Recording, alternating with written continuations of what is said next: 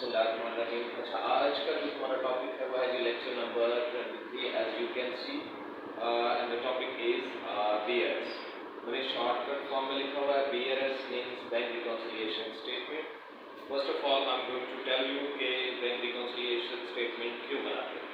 ठीक है, तो bank reconciliation statement means there are two books. First one is cash book, okay, and the second one is passbook.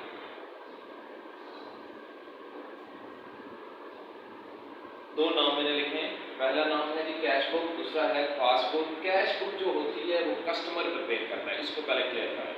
Passbook जो होती है उसको बैंक प्रिपेयर करता है। मिसाल के तौर पर I am a customer of bank, मैं बैंक में पैसे जमा करवाता हूँ या मैं पैसे बैंक से विड्रॉ करवाता हूँ, तो मैं जाहिर सी बात है अपने पास कोई ना कोई रिकॉर्ड उसका रखूंगा। अब जिस बुक में मैं लिखूंगा वो कौन सी बुक होगी? Cash book. जिस बुक में बैंक लिखेगा वो कौन सी बुक होती है? पासबुक। यहाँ तक क्लियर हो गया। अब अगर मैंने पैसे जमा करवाए बैंक में तो जितने मैंने लिखे हुए हैं उतने ही बैंक में भी होने चाहिए। मिसाल के तौर पर मैंने 5,000 रुपये जमा करवाए, बैंक में भी लिखे होंगे 5,000 रुपये। मैंने निकलवाए 2,000 रुपये तो बैंक में भी लिखा होगा कि 2,000 रुपये निकलवाए। लेकिन समटाइम्स ऐसा होता है कि कुछ जो ट्रांजेक्शन्स होती हैं वो बैंक में रिकॉर्ड नहीं होती या बैंक रिकॉर्ड कर लेता है, हमें पता नहीं होता। वो कौन सी ट्रांजेक्शन होती हैं? फॉर एग्जाम्पल बैंक ने चार्जेस ले लिए अपने, अब बैंक ने तो यहाँ पर देखें पासबुक में लिख दिया, हमें पता ही नहीं था कि हमारे जो पैसे हैं बैंक ने डिडक्ट कर लिए service charges like other things, या बैंक ने हमारे बिहाफ पर कुछ पैसे कलेक्ट किए, तो यहाँ पर तो लिखे होंगे, हमें नहीं पता होगा। इसी तरह हम अगर किसी को पेमेंट करते हैं, हम बैंक को इन्फॉर्म न करें तो वो कैश बुक में से माइनस हो जाएंगे, लेकिन पासबुक में एज इट इज लिखे होंगे। अब जबकि इन दोनों का बैलेंस बराबर नहीं आता तब हम कौन सी स्टेटमेंट बनाते हैं? वो स्टेटमेंट जो होती है उसको कहते हैं बैंक रिकॉन्सिलिएशन स्टेटमेंट। पहली बात समझ आ गई? बैंक रिकॉन्सिलिएशन तब बनाई जाती है जब कैश बुक का बैलेंस और जो पासबुक का बैलेंस है वो आपस में वेरी कर रहा हो, दोनों इक्वल ना हो, तो तब हम जो स्टेटमेंट बनाते हैं to find out the problems या to find out the mistakes error जितनी भी होती हैं कि क्यों हमारा बैलेंस बराबर नहीं आ रहा, उसके लिए जो स्टेटमेंट बनाई जाती है that statement is known as bank reconciliation statement. Okay, first of all मैं आपको इसका फॉर्मेट बना के दिखा देता हूँ। मैंने आप ये की बुक का जो क्वेश्चन है वो लिखा हुआ यहाँ पर, एग्जाम्पल 1 मैंने यहाँ पे लिख दी है, जो आपका लेक्चर नंबर 23 की इलस्ट्रेशन जो आपके नोट्स में अवेलेबल है। ओके, आप किसी भी कंपनी का किसी भी जो होगी बंदे का डाटा हो आपके पास, फर्स्ट ऑफ ऑल आप उसका नाम लिखेंगे। फॉर एग्जांपल मैं इसको अज्यूम कर लेता हूँ, ये इलस्ट्रेशन नंबर 1 जो है ये A, B एंड C की है। ठीक है, ये कंपनी भी हो सकती है, बंदा भी हो सकता है। अब मैं इधर आपको एक शॉर्टकट बताने लगा हूँ। जब भी आप बैंक रिकॉन्सिलिएशन बनाएं तो यहाँ पर इस तरह की अकाउंट बनाएं, this is cash book, this is your passbook. ठीक है, पहले रूल्स को समझ लें, फिर आपके लिए बैंक रिकॉन्सिलिएशन स्टेटमेंट बनाना कोई मसला नहीं होगा। जब भी पैसे आएंगे, ओके, आपके पास पैसे आ रहे हैं, आप कैश बुक में डेबिट करोगे इनकमिंग को, दिस इज इनकमिंग। अगर आप यहाँ पे डेबिट कर रहे हैं, इसके अपोजिट जो पासबुक है उसमें आप क्या करोगे? क्रेडिट। जो भी आपके पास इनकमिंग कैश है उसके लिए कैश बुक में आप क्या करोगे? डेबिट।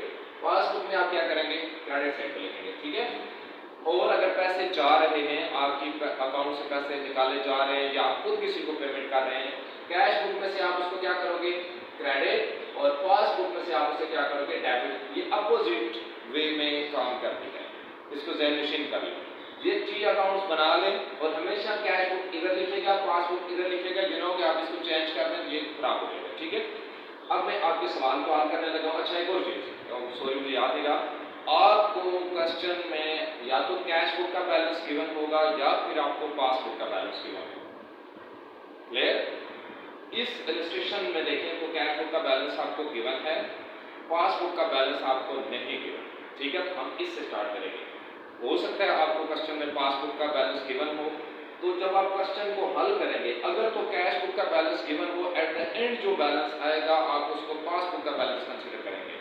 अगर क्वेश्चन के स्टार्ट में पासबुक का बैलेंस हो, जो आंसर आएगा वो कैश बुक का होगा। अपोजिट मींस फर्स्ट में अगर कैश है तो आखिर में कौन सा होगा? फिर पासबुक। अगर स्टार्ट में पासबुक है तो आखिर में कौन सा होगा जी? Cash book. अपोजिट वे में।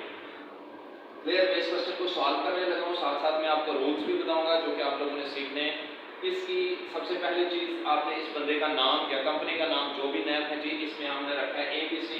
तो फर्स्ट ऑफ ऑल आप इसका स्टेटमेंट का नाम लिखोगे, ABC कंपनी है, ABC बंदा है। देन जो भी आप स्टेटमेंट बना रहे हैं उसका नाम लिखेंगे, जहां पर आप लिखोगे बैंक रिकॉन्सिलिएशन, ठीक है, statement.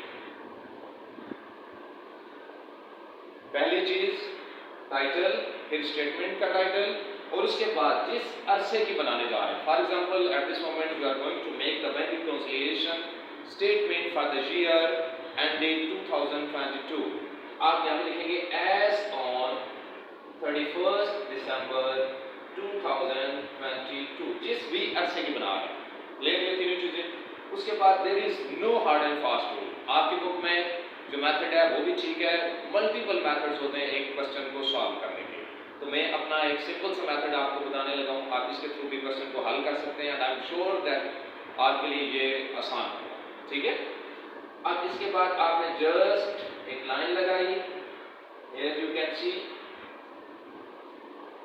okay, the first thing, this is your first entry from where we are going to start our question. आपको balance as per cash book जो गिवन है 32,000 you can see on your book. सबसे पहले आप लिखोगे यहाँ पे mean serial number या डेट, कुछ भी हो सकता है। अगर आपकी ट्रांजैक्शन सीरियल नंबर के हिसाब से गिवन है तो आप सीरियल नंबर लिखोगे, अगर डेट के हिसाब से गिवन है तो आप डेट लिखोगे, ठीक है। यहाँ पे आप डिटेल, यहाँ पे आप रुपीस मीन्स अमाउंट लिखोगे, ओके। फॉर्मेट आपका कंप्लीट है, जो आपकी बुक में है वो भी यूज कर सकते हैं, मेरे वाला मेथड भी यूज कर सकते हैं। नंबर 1 आपको गिवन था जी balance as per cash book. मैं कोई चीज बता दूं, मैं यहाँ पर शॉर्टकट लिखूंगा, आपने समझने पे फोकस करना है, ठीक है। Balance as per cash book. अब आप इसके साथ आपकी बुक में लिखा हुआ है कि this is your debit balance, okay. But अगर न भी लिखा हो, हमेशा याद रखें कैश बुक का जो बैलेंस होता है, फेवरेबल बैलेंस जो होता है वो डेबिट होता है, और पासबुक के बैलेंस के साथ अगर कुछ भी ना लिखा हो तो इट इज अंडरस्टूड कि वो क्रेडिट है, ओके। यहाँ पर लिखा हुआ था डेबिट तो आप समझ गए ना, लेकिन न भी लिखा हो तो आपने समझ लेना है कि अगर कुछ भी नहीं लिखा हुआ तो ये फेवरेबल बैलेंस है, इसको आप लिख देंगे जी ये डेबिट बैलेंस है, ओके। और कितनी अमाउंट थी 32,000, ओके। पहली चीज समझ आ गई। नेक्स्ट लिखा हुआ है check deposited into the check deposited but not collected. आपने बैंक में चेक जमा करवाया या किसी और बंदे ने बैंक में चेक जमा करवा दिया। अगर आप देखें ये थी पासबुक जो मैंने आपको पहले बताया, ये किसने यहाँ पे लिखना था, बैंक ने लिखना था। इसमें जमा हो गया, पैसे आए, लेकिन अभी तक दर्ज नहीं हुए, इसका मतलब है यहाँ पर लिखने रह गए। एंट्री है चेक डिपॉजिटेड, चेक बैंक में जमा हुआ बट नॉट कलेक्टेड, अभी तक वो जो पैसे हैं वो आपके अकाउंट में नहीं आए। जब पैसे आएंगे तो वो यहाँ पे क्या होंगे, क्रेडिट होंगे। चूंकि वो क्रेडिट नहीं हुए इसलिए डिफरेंस आ रहा है, ठीक है। तो मैं इसको लिखूंगा जी ये क्या होगा, जो काम नहीं हुआ था हमने वो करना है, ठीक है। कलेक्ट नहीं हुआ ना, अगर कलेक्ट होते तो क्रेडिट होते, अब क्रेडिट नहीं हुए तो हम इसको क्रेडिट करेंगे, तो हम इसको टाइटल देंगे जी अनकलेक्टेड चेक्स, ठीक है। ये क्रेडिट होंगे, कितनी अमाउंट है जी 20,200, okay. Next entry number 3 check issued but not presented. Check issued but not presented, this is very very clear. देखें आपने किसी बंदे को पेमेंट की है, आपने यहां से चेक इशू कर दिया, मींस आपने यहां से क्रेडिट कर दिया। जो चीज यहां से क्रेडिट हो गई इट मींस बैंक ने उसे क्या करना था, डेबिट करना था, लेकिन अभी तक वो डेबिट नहीं हुआ, ठीक है। तो हम इसे क्या करेंगे जी entry number 3 unpresented. Unpresented cheques, ठीक है। ये कितनी अमाउंट है जी 13,000। अनप्रेजेंटेड इज ऑलवेज डेबिटेड, ये असूल याद रख लो पक्का। जहां कहीं भी आपको अनप्रेजेंटेड चेक्स नजर आए आगे बंद करके आप उसको डेबिट करें, ठीक है। Uncollected is always credited, rule मैंने आपको समझा दिया, ठीक है। The next is dividend. Dividend के लॉजिक में समझा देता हूं, लेकिन आसान सा आपके लिए तुक्का बताने लगा हूं। वो ये है कि डिविडेंड डी से स्टार्ट होता है, तो dividend is always debited, okay. अब ये डिविडेंड इज इनकम ये हमेशा कौन कलेक्ट करता है? बैंक कलेक्ट करता है। तो बैंक ने जब कलेक्ट किया तो बैंक ने इट मींस यहां पर क्रेडिट किया होगा, समझ गए ना? तो हमने उसे क्या करना था जी? डेबिट करना था। बैंक ने कलेक्ट किया लेकिन हमें अभी तक इंफॉर्मेशन नहीं थी। अगर हमें इंफॉर्मेशन होती तो हम डेबिट करते, चूंकि हमें इंफॉर्मेशन नहीं थी, डेबिट नहीं हुआ, तो अब हम इसको क्या कर देंगे? डेबिट करेंगे। डिविडेंड, ठीक है, हमेशा याद रखें डी से डिविडेंड, डी से डेबिट। रूल मैंने आपको समझा दिया लेकिन याद रखने का बता। ये 2000 है। Cheque credited by the bank, sorry interest credited by the bank. अब ये नाम से ही जाहिर हो रहा है कि इंटरेस्ट इनकम है, बैंक ने क्रेडिट किया, तो हमने क्या करना है? जैसे देख लें, हमने इसको डेबिट करना है, इसको इंटरेस्ट लिख दें, ठीक है। क्रेडिटेड बाय बैंक है तो हमने इसको क्या करना है? डेबिट करना है। कितनी अमाउंट है? 250। The last one is charges. Charges कौन पे करता है? बैंक पे करता है। इट मींस जब बैंक ने पे किए होंगे तो बैंक ने पासबुक में उनको डेबिट किया होगा। क्लियर? पैसे जा रहे चार्जेस, हम उनको क्या करेंगे? इधर से क्रेडिट। ये थ्री अकाउंट्स अगर आपने बना लिए तो then there will not be any issue for you. Bank ने चार्जेस दिए तो बैंक ने डेबिट किया, हम उसको क्या करेंगे जी? क्रेडिट करेंगे। 6 आप इसको चार्जेस लिखते हैं, पूरी ऑपरेशन लिख लें, कोई इशू नहीं है। चार्जेस, ठीक है। कितनी अमाउंट है जी? 50। एक आसान सा रूल मैं आपको समझाने लगा हूं। जैसे मैंने आपको बताया, uncollected cheques always credited, uncollected always credited, unpresented always debit. Dividend DC है तो इसको याद रख लो, डेबिट करोगे। इंटरेस्ट अगर तो आ रहा है मींस आप पैसे वसूल कर रहे हैं, अगर बैंक क्रेडिट करेगा तो हम क्या करेंगे? डेबिट। अगर बैंक इंटरेस्ट पे कर रहा है, ठीक है, बैंक डेबिट करेगा तो हम उसको क्रेडिट कर देंगे। इसी तरह चार्जेस हमेशा याद रखें, बैंक चार्जेस पे कर रहा है, बैंक डेबिट करेगा, हम क्रेडिट करेंगे। Charges always paid by the bank, तो बैंक को डेबिट करेगा, हम इसको क्या करेंगे?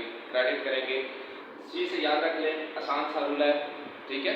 तो आई होप सो कि आपको ये आज का जो लेक्चर है ये समझ आया होगा। This is your lecture number 23। इसके अलावा बहुत सारी चीज़ें हैं, वो भी हम वन बाय वन में डिस्कस करूँगा। अगर आपका कोई भी क्वेश्चन है तो you can ask, you can comment, इंशाल्लाह I will explain. Thank you.